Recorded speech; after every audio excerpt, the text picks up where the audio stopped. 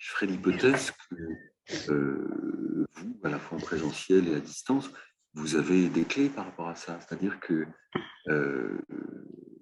voilà, de toute façon, tout dispositif de formation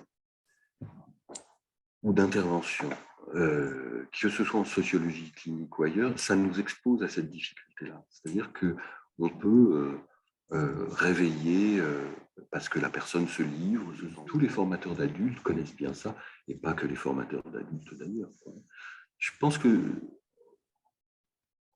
peut-être l'une des particularités de la sociologie clinique est touchée par l'émotion, par la douleur, etc. On peut mettre ça au travail dans le groupe.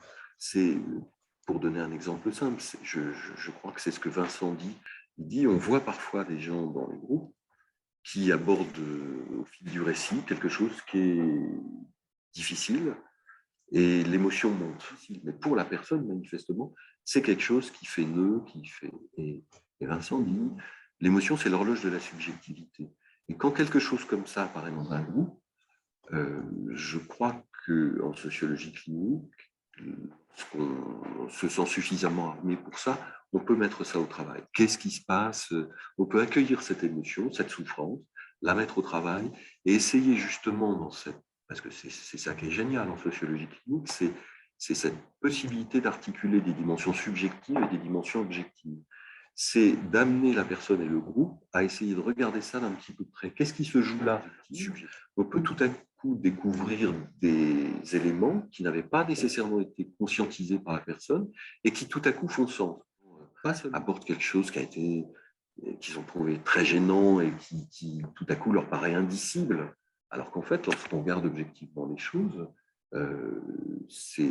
on peut le comprendre lorsqu'on réfère ça à une situation sociale, lorsqu'on réfère ça au sentiment d'humiliation sociale que cette personne a pu vivre. Enfin voilà. Et il y a des liens, des clés comme ça qui, dans la discussion, permet justement de composer avec cette souffrance, qui est une souffrance, enfin encore une fois, qui se donne à voir dans plein de dispositifs, quoi.